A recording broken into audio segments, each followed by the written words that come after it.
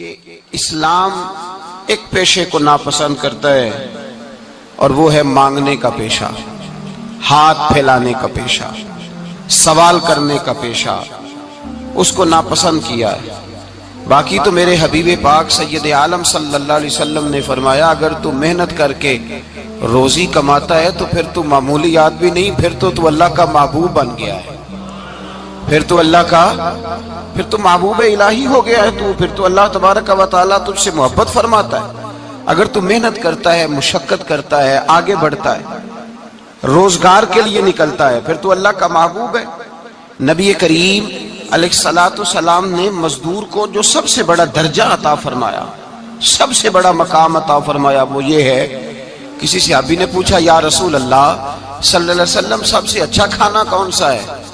تو حضور نے فرمایا وہ کھانا جو بندہ اپنے دو ہاتھوں سے مزدوری کر کے کھاتا ہے، وہ کھانا سب سے اچھا ہے۔ فرمایا اللہ کے نبی حضرت داؤد علیہ السلام اپنے ہاتھوں سے مزدوری کرتے، اور پھر نبی کریم سید عالم صلی اللہ علیہ وسلم نے جو دین ہمیں عطا فرمایا، اس دین کو حضور نے کوئی پنڈتوں اور جوگیوں کا دین نہیں بنایا کہ تم بس غار کے اندر چلے جاؤ، اللہ اللہ کرو، میری طرف دیکھیے گا۔ یہ نہیں فرمایا کہ تم بس ٹھیک ہے آ جاؤ مسجد تسبیح پکڑ لو، کوئی اور کام نہ کرو، بلکہ حکم دیا ہے کہ کسب معاش کرو، محنت کرو، جد و جہد کرو، ہاتھ ہلاؤ۔ قرآن مجید فرقان حمید نے کہا وَجَعَلْنَا اللَّيْلَ لِبَاسًا، رات تمہاری پردہ پوشی کے لیے بنائی گئی ہے، رات تمہاری پردہ پوشی کے، وَجَعَلْنَا النَّهَارَ مَعَاشًا، اور فرمایا دن تمہارے رزق کمانے کے لیے بنایا گیا، جد و جہد کے لیے۔ حضرت عیسیٰ علیہ السلام کی ایک نوجوان سے ملاقات ہوئی تو فرمایا تو کیا کرتا ہے؟ کہنے لگا میں عبادت کرتا ہوں۔ تو فرمایا کھاتا کہاں سے ہے؟ کہنے لگا میرا بھائی کمائی کرتا ہے تو وہ مجھے اس میں سے حصہ دیتا ہے۔ تو آپ فرمانے لگے پھر تو عبادت گزار نہیں، تیرا وہ بھائی تجھ سے زیادہ عبادت گزار ہے، جو تیرے لیے یہ بندوبست کرتا ہے، جو تجھے یہ جد و جہد کر کے دیتا ہے، وہ تیرے لیے۔ حضرت عمر فاروق رضی اللہ تعالیٰ عنہ نے اپنے دور خلافت میں شوق دلایا صحابہ کو، محنت کرنے کا شوق۔ ہمارے معاشرے کے اندر لوگ دوسرے کی کمائی پر وقت گزارنا چاہتے ہیں، دوسرے کے مال پر نظر رکھتے ہیں، مجھے کچھ سسرال سے مل جائے، کچھ مجھے رشتہ داروں سے مل جائے، کچھ مجھے دوست احباب سے مل جائے، کچھ مجھے باقی جگہوں سے مل جائے۔ لوگ مختلف جگہوں پہ نظر رکھتے ہیں اور مختلف ہیلوں اور بہانوں کے ساتھ دوسرے کا مال ہڑپ کرنے کی کوشش کرتے ہیں۔ میرے حبیب کریم علیہ السلام نے توجہ دلائی صحابہ کو، مزاج عطا فرمایا۔ نبی پاک صلی اللہ تعالیٰ علیہ وآلہ وسلم نے ارشاد فرمایا، حضرت عمر کی بات کر رہا تھا، پہلے اس کو مکمل کروں۔ جناب عمر فاروق رضی اللہ تعالیٰ عنہ نے شوق دلایا صحابہ کو۔ تو ایک دن آپ گزر رہے تھے تو ایک صحابی وہ درخت لگا رہے تھے، اپنے ہاتھ سے درخت لگا رہے تھے۔ تو حضرت عمر فاروق رضی اللہ تعالیٰ عنہ نے دیکھا تو دیکھ کر فرمانے لگے تجھے مبارک ہو، تجھے فرمایا اللہ تبارک و تعالیٰ تیری عزت بھی بڑھا دے گا اور تیری محتاجی بھی دور فرما دے گا، اس لیے کہ تو محنت کر رہا ہے، تو جد و جہد کر رہا ہے، تو اپنے ہاتھ سے کوشش کر رہا ہے، اللہ تبارک و تعالیٰ تیرا رزق بھی بڑھا دے گا اور اللہ تیری عزت میں بھی اضافہ کرے گا۔ نبی کریم علیہ السلام نے فرمایا عدل کرنے والے بادشاہ کے ساتھ جو آدمی جہاد کے لیے نکلے اس کا دین میں سب سے بڑا درجہ ہے، عدل کرنے والے حکمران کے ساتھ جو جہاد کے لیے نکلے اس کا سب سے بڑا درجہ ہے۔ فرمایا میرا وہ غلام جو صبح سے لے کر شام تک ایک دن رزق حلال کے لیے محنت کرتا ہے، فرمایا ایک پورا سال عدل کرنے والے بادشاہ کے ساتھ جہاد کرنے سے اللہ ایک دیہڑی لگانے والے مزدور کو زیادہ ثواب عطا فرمائے گا، اللہ اسے زیادہ اجر دے گا، اس لیے کہ وہ جد و جہد کر رہا ہے، وہ کوشش کر رہا ہے، میدان عمل میں نکلا ہوا ہے۔ مزدور کو ایک تو کاہلی بڑی ہے، ہر چوتھا نوجوان جس کو ہم دیکھتے ہیں اس کو پوچھتے ہیں تو کیا کرتا ہے؟ کہتا کاغذ جمع کرائے باہر جانے کے لیے، تو سالوں بیت گئے، بس وہ نہ کاغذ نکلے نہ صاحب باہر گئے۔ بھائی کوئی کام کر لیں تو کہتے ہیں میرے ابا جی کو 2-4 کروڑ روپیہ دے دیں گے تو کچھ کر لیں گے، اگر نہ دیا تو پھر دیکھیں گے دائیں بائیں۔ اور اس ظلم نے، اس زیادتی نے گناہ کے دروازے کھولے ہیں، لالچ کے دروازے کھولے ہیں، قتل کے دروازے کھولے ہیں۔ اس گناہ نے رشتے ناتے توڑ ڈالے. لوگ کسی کی ذات سے تو پیار کر ہی نہیں رہے, جیب سے محبت ہو رہی ہے. لوگ دیکھتے ہیں کہ کون سا ایسا طریقہ اختیار کروں کہ بغیر کمائی کے میرے ہاتھ پیسے آئیں. اور خدا کے بندو یاد رکھو, اللہ تبارک و تعالیٰ فرماتا ہے دنیا تجھے کیا دے سکتی ہے, لوگ تو محتاج ہیں, تو محنت کر اور توجہ میری بارگاہ کی طرف رکھ. حضرت عمر فاروق فرماتے ہیں مصطفیٰ کریم صلی اللہ علیہ وسلم نے فرمایا جو توجہ اللہ کی جانب رکھے اور کوشش کے لیے نکل کھڑا ہو, اس طرح پرندہ سویرے بھوکا جاتا ہے, شام کو پیٹ بھر کے آتا ہے, اللہ اس بندے کو بھی پیٹ بھر کے روزی عطا فرمائے گا. حضرت حسن بصری رحمت اللہ علیہ تشریف فرما تھے تو ایک نوجوان آیا. اس نوجوان نے کہا حضرت آج کے بعد میں نے فکر نہیں کرنی کام کاج کی, میں نے نہیں کوئی بھی توجہ کرنی کمانا کیسے ہے کھانا کیسے ہے, میری فکریں دور ہو گئیں. فرمایا کیا ہوا؟ کہنے لگا میں آج جنگل میں مزدوری ڈھونڈنے گیا تھا تو میں نے ایک عجیب انداز دیکھا ہے. ایک شیر نے شکار کیا, اس نے کچھ خود کھایا, کچھ اس نے بانٹا, کچھ تھوڑا سا شکار لے کے وہ گیا. پہاڑ کی چوٹی پر ایک لومڑی بیٹھی تھی, وہ لومڑی دونوں ٹانگوں سے معذور بھی تھی, آنکھوں سے اندھی بھی تھی. اس شیر نے جا کے اس کے منہ کے اندر وہ شکار ڈالا ہے اور لومڑی نے کھایا ہے. کہنے لگا جو رب اندھی اور لنگڑی لومڑی کو پہاڑ پر رزق دے سکتا ہے مجھے بھی دے دے گا, میں نے کوئی کام نہیں کرنا. تو حضرت حسن بصری رحمت اللہ علیہ فرمانے لگے کتنی چیزیں دیکھی تو نے, ایک شیر اور ایک لومڑی. فرمانے لگے تو نے لومڑی بننے کا پروگرام بنایا, شیر بننے کا کیوں نہیں بنایا؟ تو شیر بننا, خود بھی کھا دوسروں کو بھی کھلا, تو نے لومڑی بننے کا پروگرام بنایا ہے. مزدوروں گویا حضرت حسن بصری فرما رہے ہیں کہ مزدور لومڑی نہیں ہوتا, مزدور تو شیر ہوتا ہے. مزدور تو یہ تو شیر ہوتا ہے, شیر. اس کا مالک جو جس نے اس کو دیہڑی پہ رکھا ہے وہ بھی مزدور کی کمائی کھا رہا ہوتا ہے, وہ بھی مزدور کی. تو مزدور تو شیر ہے, انہیں سر جھکا کے نہیں جینا چاہیے, انہیں سر اٹھا کے جینا چاہیے. یہ تو بڑے قیمتی وجود کے لوگ ہیں جو مزدوری کرنے نکلتے ہیں, ان کے کچھ حقوق ہیں, کچھ حقوق. ہمارے حکمران بھی حقوق کا تعین کرتے ہیں, کہتے ہیں 15,000 سے زیادہ, یہ جو بجٹ آیا ہے نا اس میں 15,000 سے زیادہ, کہتے ہیں مزدور کی تنخواہ 15,000 ہونی چاہیے. کتنی جی؟ 15,000 سے کون سا گھر چلتا ہے؟ ویسے مولویوں کی بھی اتنی ہے, اور میرے خیال ہے کم مولویوں کی 15,000 ہے, 10 کے قریب ہی ہے. اور اس کو بھی کہتے ہیں کہ تو بڑا کھاتا ہے, ارادہ ہے عید کے بعد تجھے چھٹی کرا دی جائے, بڑے خرچے ہیں تیرے مولوی. 15,000 روپیہ تنخواہ مزدور کی, گزارا ہوتا ہے؟ آؤ میں تمہیں وہ اس بارگاہ پہ لے جاؤں جس نے سب کو شانیں عطا فرمائی ہے. حضرت ابوبکر صدیق رضی اللہ تعالیٰ عنہ خلیفۃ المسلمین بنے. خلیفہ بنے تو سویرے, جس رات خلیفہ بنے سویرے سر پہ ٹوکری رکھی, منڈی کی طرف جا رہے ہیں. حضرت عمر فاروق رضی اللہ تعالیٰ عنہ مولا علی شیر خدا کو کسی نے بتایا کہ وہ تمہارا خلیفہ تو جا رہا ہے مزدوری کرنے, وہ تو جا رہا ہے کمائی کرنے. حضرت علی شیر خدا مولا کائنات جناب فاروق اعظم دونوں نے رستے میں روکا. کہ ابو بکر کہاں جا رہے ہو؟ فرمانے لگے کام کرنے جا رہا ہوں, مزدوری کروں گا, منڈی میں جاؤں گا, تجارت کرتا تھا اس کو جاری رکھوں گا, بچوں کا پیٹ بھی تو پالنا ہے. اب تمہاری حکومت کے پیچھے بچے تو نہیں نا بھوکے مروا لینے, میں نے کچھ کرنا تو ہے. حضرت عمر کہنے لگے چلا آ کے بیٹھ, ہم صحابہ کو اکٹھا کرتے ہیں اور مال غنیمت سے تیرا وظیفہ لگاتے ہیں, آپ کو وظیفہ ملے گا ماہانہ. تو آپ بیٹھ کر کے مسجد میں تو ڈیوٹی کریں. بیٹھ گئے, مشاورت ہوئی تو حضرت ابوبکر صدیق رضی اللہ تعالیٰ عنہ سے پوچھنے لگے جناب بتلائیے آپ کا کتنا وظیفہ لگایا جائے؟ تو حضرت ابوبکر صدیق فرمانے لگے اتنا لگا دو جتنی ایک مزدور کی تنخواہ ہوتی ہے. تو ایک صحابی بول کے بڑے میٹھے اور دھیمے لہجے میں کہنے لگے ابو بکر اگر تیرا گزارا نہ ہوا تو, اگر تیرا گزارا نہ ہوا تو. حضرت ابوبکر صدیق فرمانے لگے اگر میرا گزارا نہ ہوا تو میں مزدوروں کی تنخواہوں میں اضافہ کر دوں گا, اگر مزدوروں کے گھر چلنے لگیں گے تو میرا بھی چلے گا, میں ان کی تنخواہیں بڑھاؤں گا صرف اپنی. تو مزدور کے حقوق کا تعین کیا. سب سے پہلے تو میرے نبی پاک علیہ السلام نے منع فرمایا, فرمایا جس کو مزدوری پر رکھو پہلے اس کے ساتھ اجرت طے کرو. حضور صلی اللہ علیہ وسلم نے فرمایا جب تک اجرت واضح نہ ہو جاؤ کسی کو کام پر, جب تک اجرت واضح نہ ہو جائے, مکمل نہ ہو جائے کہ کیا دینا ہے, طے کریں. کیا لوگے؟ جو جناب دے دیں گے لے لوں گا۔ شریعت اس کو پسند نہیں کرتی، محبوب نہیں رکھتی۔ پہلے اس کے ساتھ پہلا حق مزدور کو یہ دیا کہ اس کی اجرت پہلے، بولیے اجرت پہلے اجرت طے ہوگی، یہ پہلا حق ہے۔ اور مزدور کا دوسرا حق کیا بیان کیا میرے نبی پاک نے؟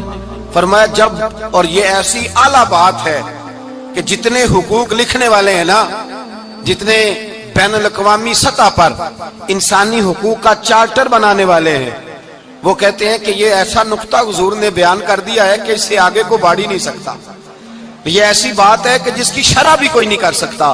میرے حبیب کریم علیہ الصلوۃ والسلام نے فرمایا پہلے طے کرو، اور کیا خوبصورت لفظ ہے، قانون بنا دیا۔ فرمایا جب مزدور مزدوری کر لے تو اس کا پسینہ خشک ہونے سے پہلے اسے ادا کر دینا۔ اس کا پسینہ خشک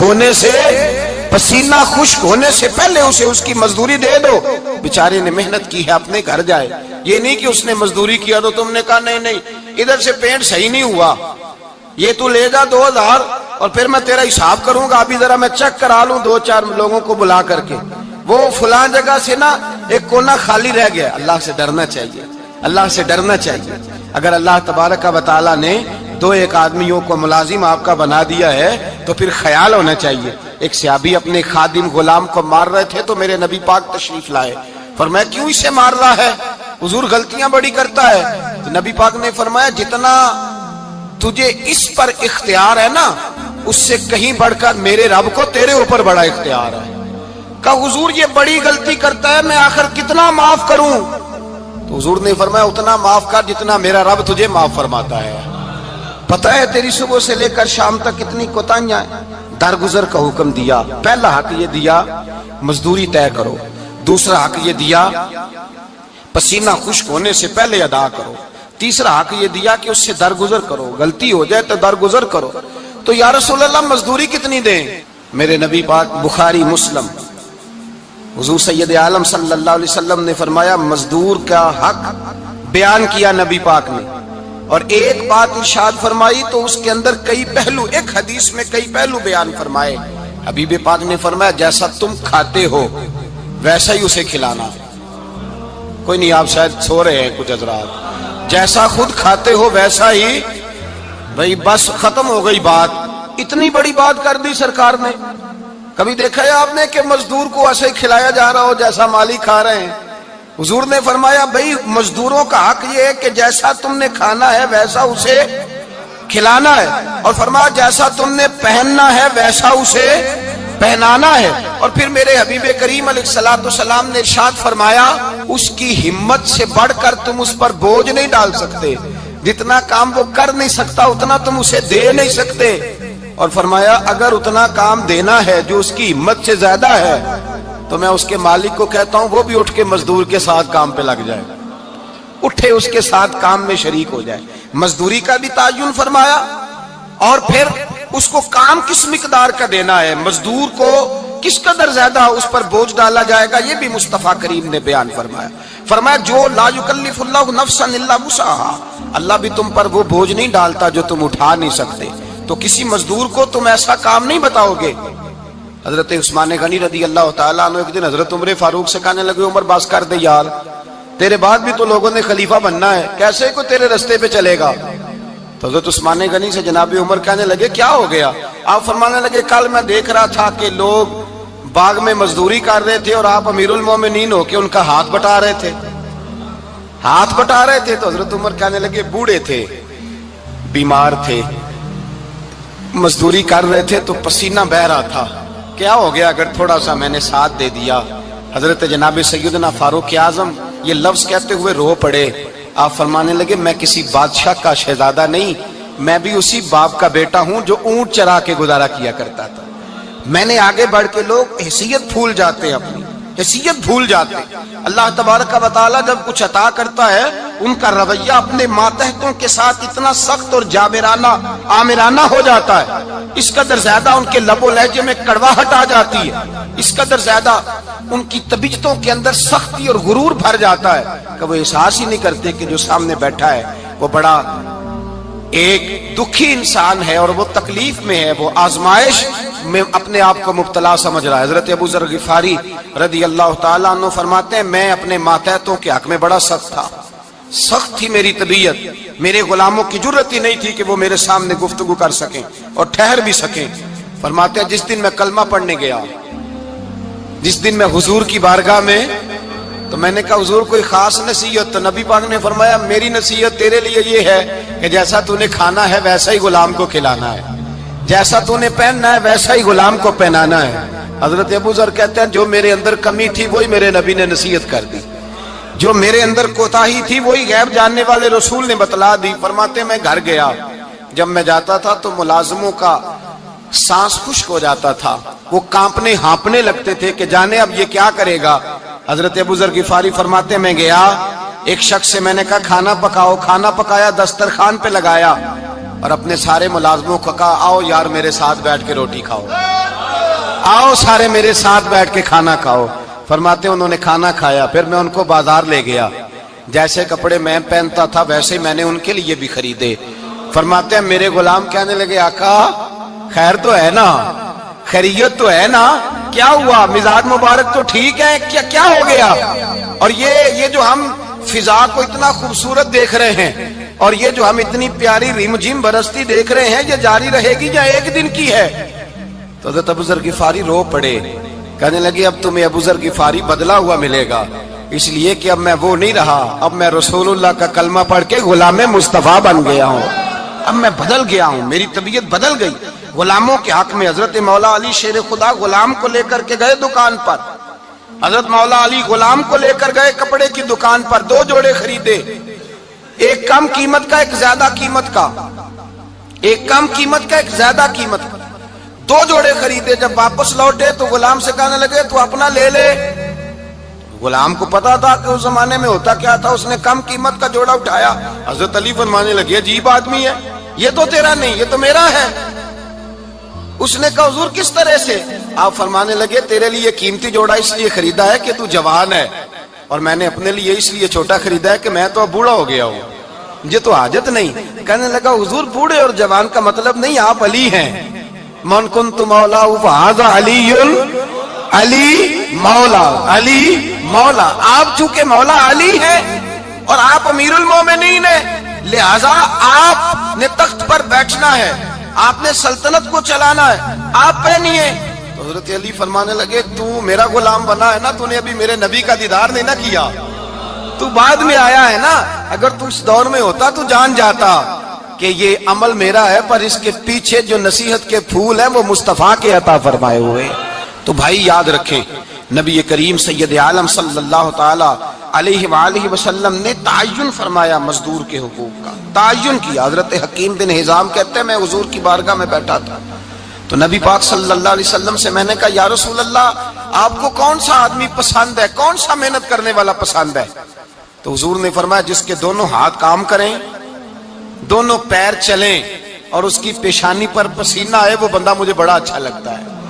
جس کی پسینہ آئے، آج لوگ مزدوری نہیں کرتے، دائیں بائیں دیکھتے ہیں، لوگ اپنے اندر وہ توانائی، وہ غیرت، وہ خودداری پیدا نہیں کرتے۔ بھائی گردن کو جھکا دیتا ہے خیرات کا پتھر، جہاں میں مانگنے والوں کے سر کبھی اونچے نہیں ہوتے۔ اور ایک بار کہنے لگے غیرت ہے بڑی چیز جہاں نے تگ و دو میں، پہناتی ہے یہ فقر کو تاج سردارا۔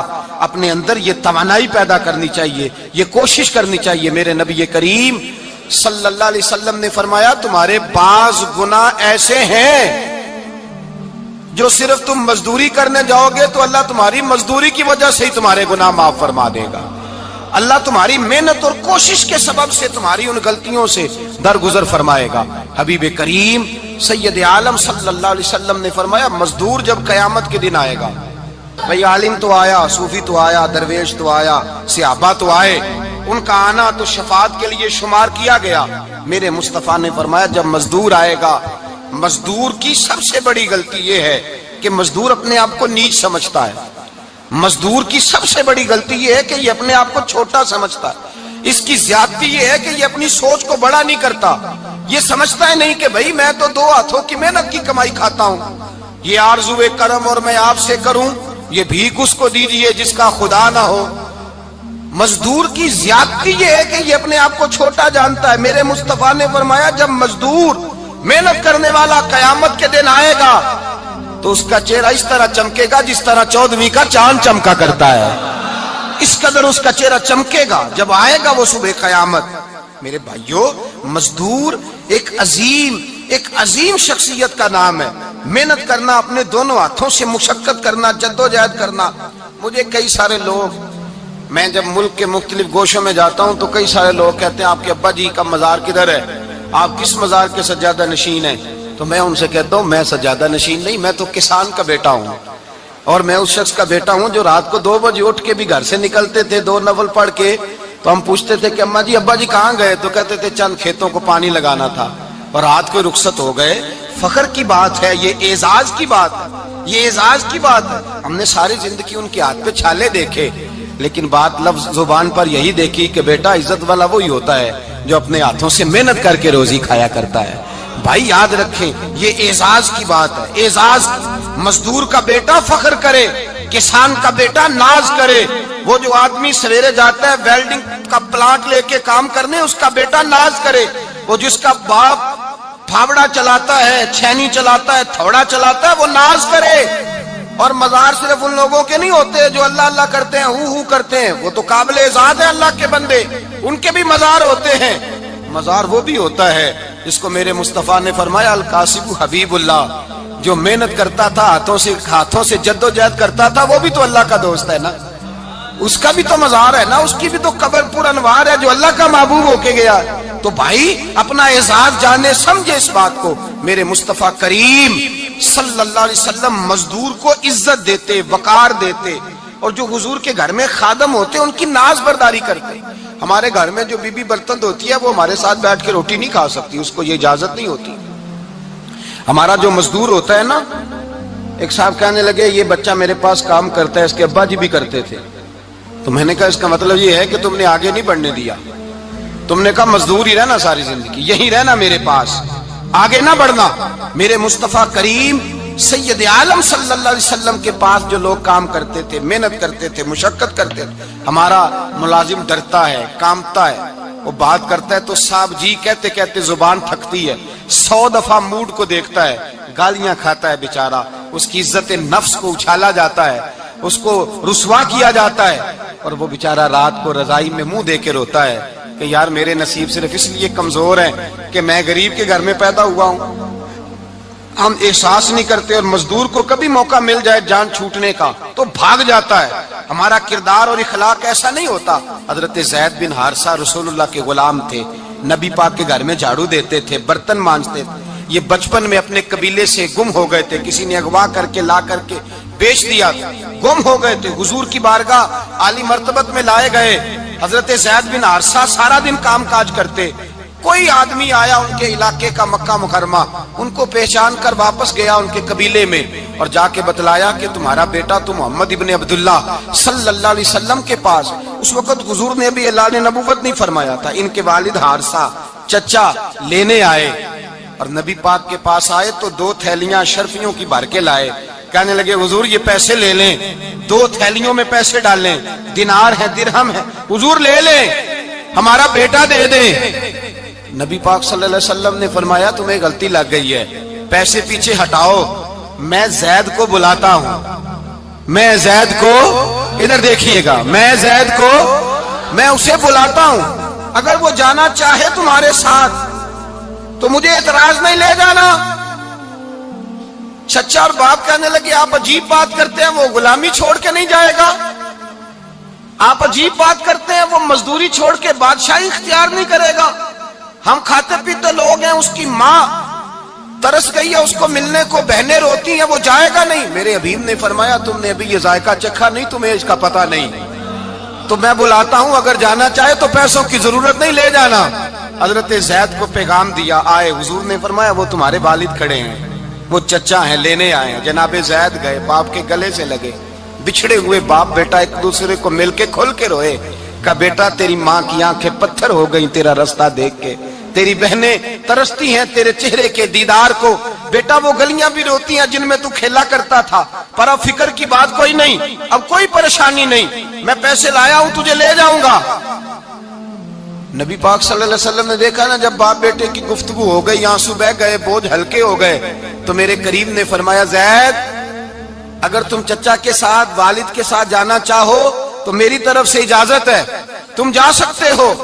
یہ لفظ کہے تو جناب زید دوڑ کے حضور کے قدموں میں آ کے بیٹھ گئے، حضور کے قدموں میں بیٹھ گئے، اور گویا فاضل بریلوی علیہ رحمہ نقشہ بیان کرتے ہیں، کہنے لگے تیرے قدموں میں رہوں غیر کی ٹھوکر پہ نہ ڈال، میں جھڑکیاں کھاؤں کہاں چھوڑ کے صدقہ تیرا، اور تیرے قدموں میں جو ہے غیر کا منہ کیا دیکھے، کون نظروں پہ چڑھے دیکھ کے تلوا تیرا۔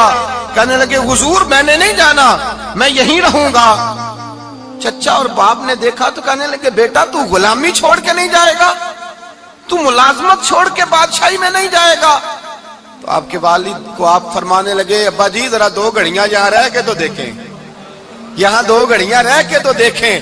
فرمایا یہاں ملازموں کا وہ اعزاز ہے جو شہزادوں کا ہوا کرتا ہے، یہاں خادموں کی وہ عزت ہے، اور پتہ پھر ان کو مقام کیا ملا، یہ واحد شعبیاں جن کا نام اللہ نے قرآن پاک میں بیان فرمایا ہے، نام اللہ نے قرآن مجید میں بیان فرمایا۔ حضور کا اپنے غلاموں کے ساتھ جو تعلق تھا، اپنے ملازموں کے ساتھ جو رشتہ تھا، بڑا آدمی آتا ہے نا، بڑا آدمی تو لوگوں کی سانس سوکھ جاتے ہیں، اٹھ کے ملتے ہیں، بڑا کچھ کرتے ہیں۔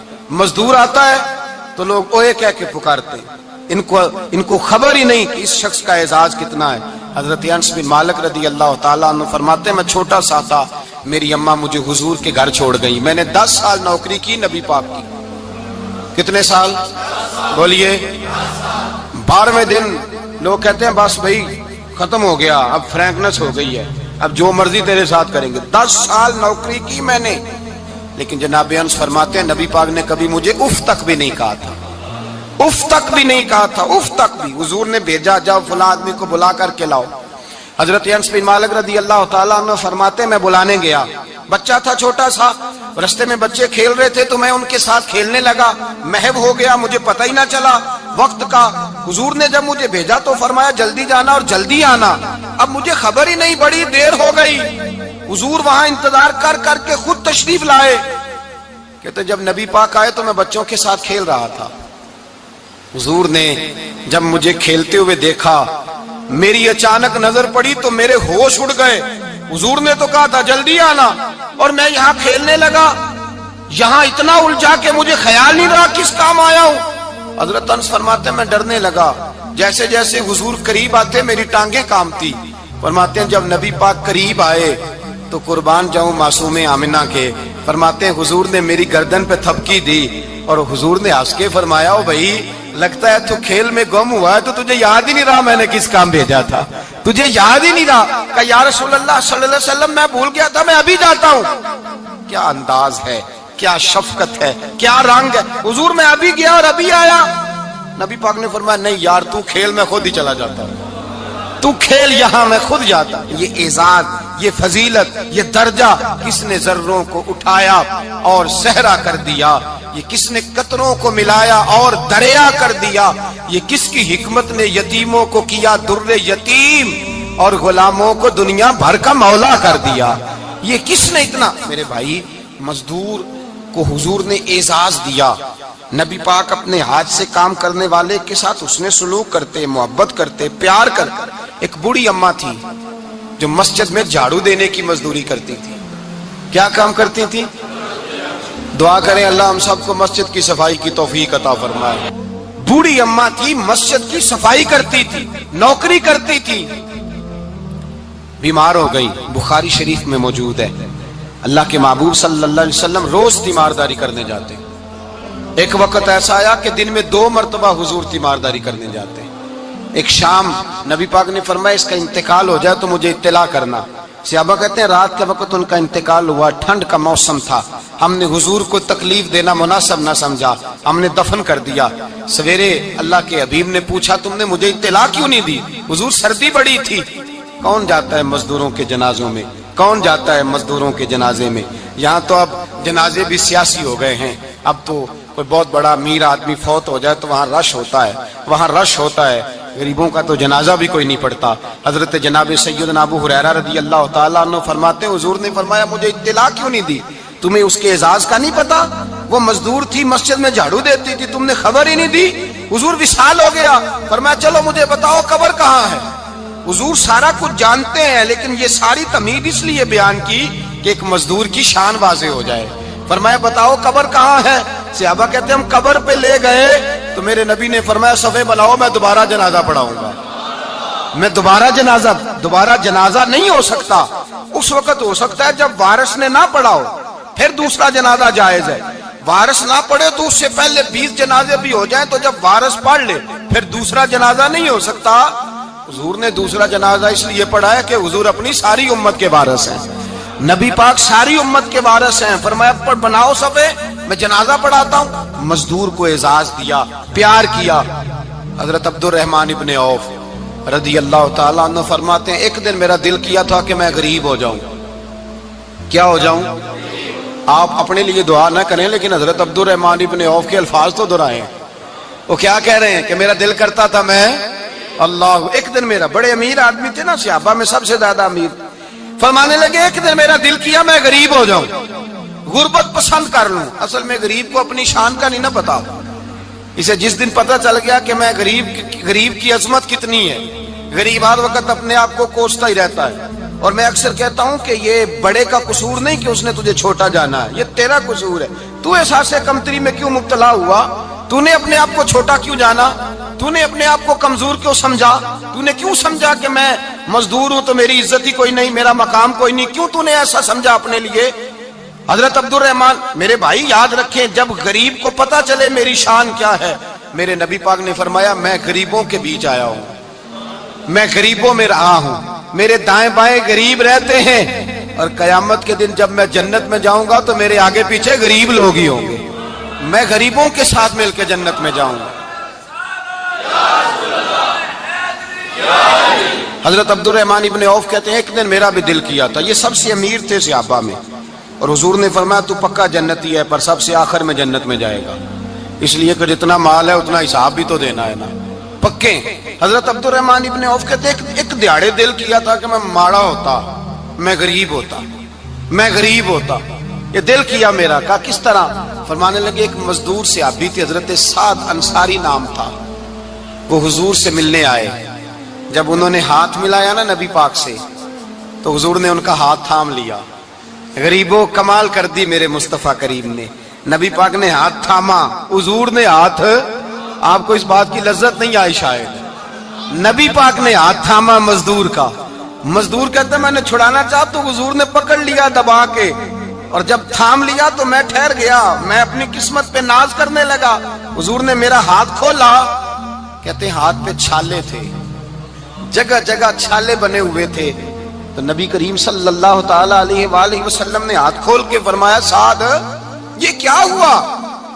अर्ज की हुजूर गरीब हूं, बूढ़े माँ बाप हैं, छोटे छोटे बच्चे हैं, बहन भाइयों के हुकूक हैं, बीवी के मुंह में हलाल का लुकमा देना होता है। या रसूल अल्लाह फावड़ा लेके, कई लेके, कुदाल लेके, बेलचा लेके मजदूरी करता हूँ, मैदान में निकलता हूँ, सुबह से गया था अब आया हूँ, हाथों में निशान पड़ गए हैं। हजरत अब्दुर्रहमान इब्ने औफ फरमाते हैं जिसके कदम चूमने को दुनिया तरसे, उस रसूल ने सर मुबारक झुकाया और गरीब के हाथ को चूम लिया। नबी पाक ने बोसा दिया और फिर फरमाया क्या? फरमाया ये वो हाथ हैं जिनसे खुदा भी प्यार करता है, मोहम्मद मुस्तफा भी मोहब्बत फरमाते हैं। नबी रहमत अलैहिस्सलाम ने फरमाया ये तेरा वो हाथ है जिससे अल्लाह भी प्यार करता है और अल्लाह का। तो मजदूर को फिर नाज करना चाहिए कि परेशान रहना चाहिए? बोले ना, मजदूर को नाज करना चाहिए ना, उसको अपना हाथ खोल खोल के देखना चाहिए और उसे कहना चाहिए अल्लाह ने मुझे वो हाथ अता फरमाया जिससे रब भी प्यार करता है, मुस्तफा भी प्यार करते हैं। उसे तो एजाज समझना चाहिए, फजीलत जाननी चाहिए, उसे तो नाज करना चाहिए। अल्लाह तबारक व तआला ने मुझे ये एजाज दिया है। किसान जो खेतों में मजदूरी कर रहा है, वो मजदूर जो किसी फैक्ट्री में गया है, रिज़्क़े हलाल की तलाश में निकला है, उसे तो मेरे भाई नाज करना चाहिए, उसे तो खुश होना चाहिए कि अल्लाह ने मुझे ये फजीलत दी।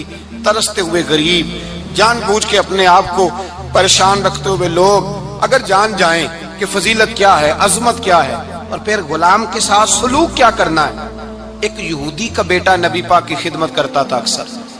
یہودی کا بچہ، وہ بیمار ہو گیا، روز آتا تھا، چھوٹے موٹے کام کرتا تھا، بیمار ہو گیا. حضور نے فرمایا چلو تیمارداری کرنے چلتے ہیں. کس کی؟ جی غلام کی، نوکر کی. یہاں صاحب کہتے ہیں 5,000 روپیہ لے جاؤ، وہ بڑے احسان کے ساتھ 5,000 روپیہ لے جاؤ اور دے آنا، اور اسے کہنا سر جی پوچھ رہے تھے تیرا کیا حال ہے. وہ بات ختم ہو گئی. حضور بنفس نفیس گئے اور غریب کا گھر تھا. وہ یہودی باہر نکلا جس کا بیٹا بیمار تھا، تو کہتا جب دروازے پہ میں نے مسلمانوں کے نبی کو کھڑے دیکھا تو میرے پیروں تلے زمین ہی نکل گئی. میں نے کہا حضور مجھ غریب کی کٹیا میں کیسے آئے؟ پر میں تجھے پتا ہے نا تیرا بچہ میری نوکری کرتا تھا، یا کبھی بیمار ہو گیا، میں تیمارداری کرنے آیا. وہ یہودی کہتا مجھے خیال یقین ہی نہ آئے کہ میرے گھر میں حضور، تو امیر حرم، میں غریب بے نوا، تو کجا من کجا، میرے گھر میں حضور آئے. کہتے کہاں ہے ہمارا پیارا؟ حضور وہ لیٹا ہوا ہے. صحابہ کہتے ہیں نبی پاک سرانے گئے تو اس کا آخری وقت تھا، تھوڑا سا ٹائم تھا. میرے مصطفیٰ نے فرمایا تو میری نوکری کرتا تھا، آج میں تیری تیمارداری کرنے آیا ہوں. غلاموں سنو، جو رسول اللہ کی نوکری کرے آخری وقت آئے تو اللہ کے رسول پہنچ جایا کرتے ہیں، حضور پہنچ جایا کرتے ہیں. نجم کی ہے خدا آرزو ہے یہی، عاشق زار کی آبرو ہے یہی، موت کے وقت سر ان کے قدموں میں ہو، دید ہوتی رہے دم نکلتا رہے. حضور پہنچ جاتے ہیں. نبی پاک تشریف لائے، بیٹھے سرانے. حضور نے جب اپنا برف سے ٹھنڈا اور کستوری سے زیادہ خوشبو والا ہاتھ اس کے بالوں میں پھیرا، آنکھیں کھولی، حضور نے فرمایا چل کلمہ پڑھ جا، چل میرا کلمہ پڑھ جا. ساری دنیا در رسول پہ آ کے کلمہ پڑھے اور حضور اسے کلمہ پڑھانے گھر تشریف لے گئے. یہ ایک مزدور کو، ایک محنت کرنے والے کو اعزاز دیا. گھر گئے، کلمہ پڑھ لے. اس نے اپنے والد کی طرف دیکھا اور والدہ کی طرف دیکھا. ماں باپ یہودی ہیں، رونے لگے، کہنے لگے بیٹا یہ ہم سے زیادہ بڑھ کر تیرے حق میں خیر خواہ ہے، جیسے کہتے ہیں کر لے. اس نے کلمہ پڑھا اور حضور کی گود میں لوٹ پوٹ ہونے لگا. کلمہ پڑھا، روح پرواز کر گئی. شارحین کہتے ہیں جب نبی پاک وہاں سے نکلے تو حضور نے فرمایا اٹھاؤ اس کی میت کو. ماں باپ کہنے لگے کہاں لے جانا ہے؟ فرمایا ہم اپنے طریقے کے مطابق غسل کفن کریں گے، اس لیے کہ جو کلمہ پڑھ جائے پھر وہ میرا ہو جایا کرتا ہے، میرا ہو جایا کرتا ہے. بھائی یاد رکھیں، مزدور کو حضرت ربیعہ بن کعب فرماتے ہیں میں حضور کو وضو کراتا تھا، رات کا وضو میری ذمہ داری تھی، صرف ایک وضو رات کا. ہمارے ہاں تو 25 سال مزدور مزدوری کر کے چلا جاتا ہے، پر وہ مزدور ہی رہتا ہے، وہ مزدور ہے، اس کا کوئی اعزاز نہیں. کوئی اس کے لیے وہ کہتے ہیں اب بابا جی آپ کو کھانسی زیادہ آتی ہے، اپنے بیٹے کو لگا دیں، کسی اور کی ڈیوٹی لگا دیں، اب آپ کام نہیں کر سکتے. 25 سال نوکری کی، ملا کیا؟ حضرت ربیعہ کہتے ہیں میں وضو کراتا تھا رات کا. میرے نبی پاک نے فرمایا شادی کیوں نہیں کرتا؟ تو میں نے کہا یا رسول اللہ نہ میرے پاس حسن ہے، نہ پیسے ہیں، نہ کوئی کاروبار ہے، مجھے کون رشتہ دے گا؟ میرا روپ بھی نہیں تے میرا رنگ بھی نہیں، میں نے یار مناؤن دا ٹانگ بھی نہیں، کون مجھے رشتہ دے گا؟ کہتے ہیں حضور خاموش ہو گئے. دوسرا دن آیا تو میں وضو کرانے پہنچا تو نبی پاک نے فرمایا شادی کیوں نہیں کرتا؟ کہتے ہیں میں نے کہا حضور کون رشتہ دے گا؟ وہی 3 باتیں دہرائیں، نہ پیسے ہیں، نہ حسن ہے، نہ کوئی کاروبار ہے، نہ مکان ہے. فرمایا حضور نے تیسرے دن پھر کہا. جب دوسرا دن ہوا نا تو حضور نے کہا، حضور خاموش ہوئے میرے جواب پر. میں نے کہا یار کتنا بیوقوف ہوں، حضور روز پوچھتے ہیں اور میں جواب ہی نہیں دیتا. کہتے ہیں تیسرے دن میں نے ارادہ کیا آج نبی پاک پوچھیں گے تو میں کہوں گا حضور جیسے دل کرتا ویسے ہی کرا دیں. کہتے ہیں تیسرے دن میں گیا، سارا وضو کرا لیا پر نبی پاک نے پوچھا ہی نہیں. میں ارادہ کر کے گیا تھا کہ آج پوچھیں گے تو بتا دوں گا، حضور نے پوچھا ہی نہیں. فرماتے ہیں وضو مکمل ہو گیا، میں دروازے تک چلا گیا تو مصطفیٰ نے آواز دی. فرمایا واپس پلٹنا، میں پلٹا تو حضور نے فرمایا تو شادی کیوں نہیں کرتا؟ کہتے ہیں میں کھل کے مسکرایا. میں نے کہا محبوب تیرے کرم پہ قربان جاؤں، کیا انداز محبت ہے، حضور مہربانی کریں کرا دیں. فرمایا فلاں سردار کے پاس جا، ایک وضو کراتے ہیں اور اعزاز حضور نے کتنا دیا، جا سردار کے پاس اور اسے جا کے کہہ کہ اللہ کے رسول فرماتے ہیں اپنی بیٹی کا نکاح تیرے ساتھ کر دے. فرماتے ہیں میں گیا، ماں باپ کو بڑی فکر ہوتی ہے بیٹیوں کی. وہ کہنے لگا میں شام کو خود نبی پاک کی بارگاہ میں آؤں گا کہتے ہیں میں باہر نکلنے لگا تو وہ بچی پردے کی اوٹ سے بولی, کہنے لگی غلام ٹھہر جا, ابا جی آپ کو میری فکر ہے, اماں جی میری فکر ہے, میری فکر نہ کریں اور یہ نہ دیکھیں آیا کون ہے, یہ دیکھیں بھیجا کس نے ہے.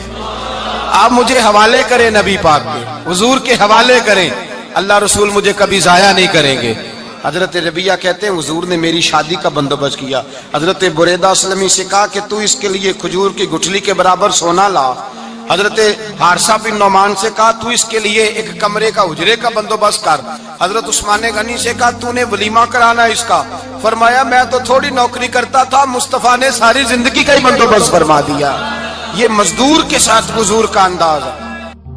پہلے میں نے شروع میں کہا کہ مزدور اس بات کو سمجھتا ہی نہیں کہ اس کا مقام کتنا, وہ اس بات کو جانتا ہی نہیں اللہ نے اسے اعزاز کتنا دیا ہے. ملت کا جوان سب سے پہلے تو کبھی کسی کی جیب کی طرف نہ دیکھے. اور یہ بات یاد رکھ لیں, درجنوں بزرگوں کے ارشادات کی روشنی میں ایک موٹی بات بیان کر رہا ہوں, توجہ ہے میری بات پر. جس کی توجہ دوسروں کی جیب پہ ہوتی ہے وہ رسوا ہو جاتا ہے.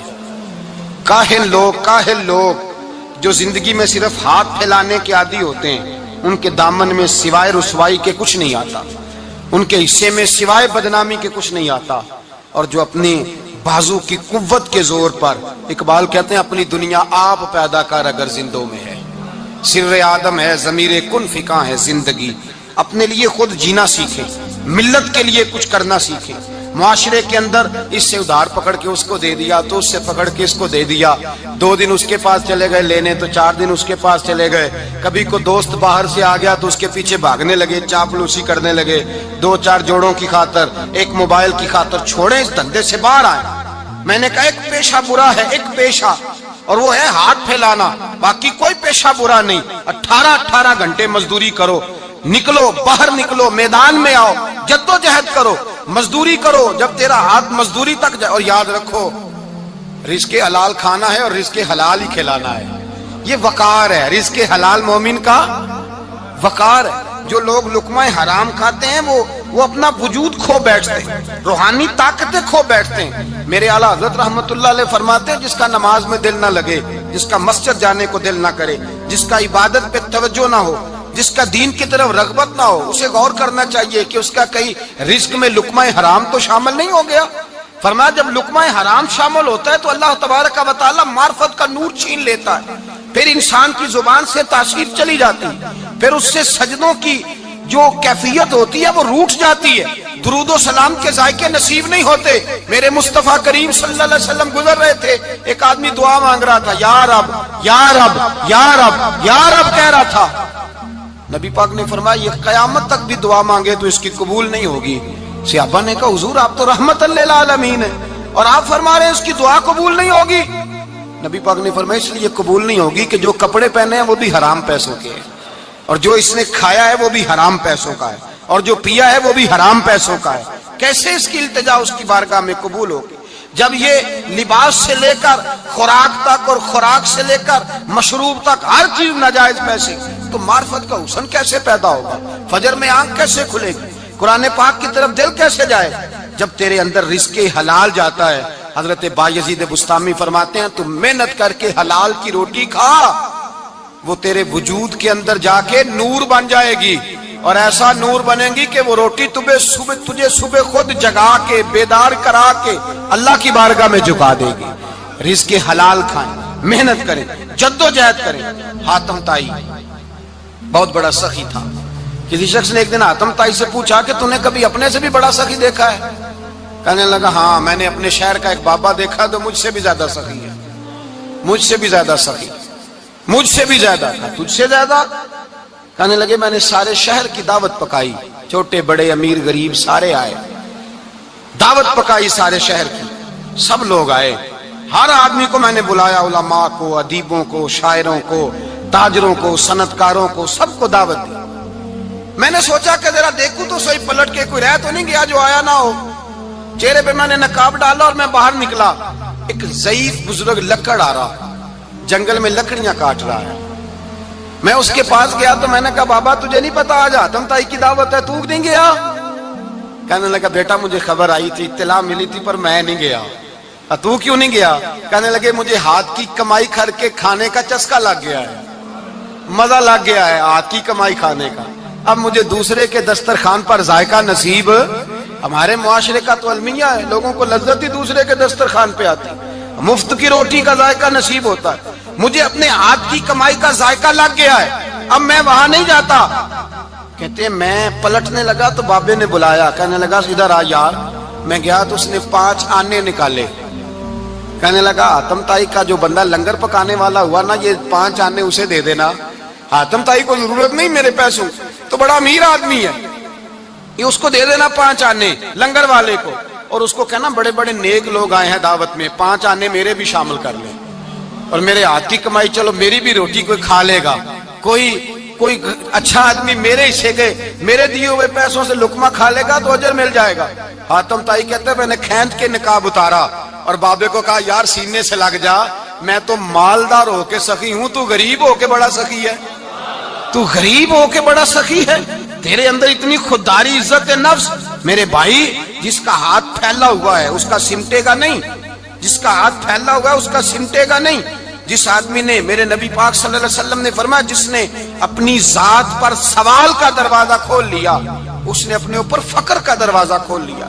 सवाल का मुझे दे दो, मुझे दो, लाइनें लगी हुई हैं। भाई याद रखें, इस बात को जरूर समझे, खुददारी पैदा करें, इज्जत नफ्स पैदा करें, वकार पैदा करें, अपने अंदर तवानाई पैदा करें, 2 हाथों से मेहनत करके जद्दोजहद करके आगे बढ़े, बल्कि खाएं भी खिलाएं भी, अपने ऊपर भी खर्च करें, अल्लाह के दीन के लिए भी खर्च करें, अपनी जिंदगी वकार वाली बनाएं।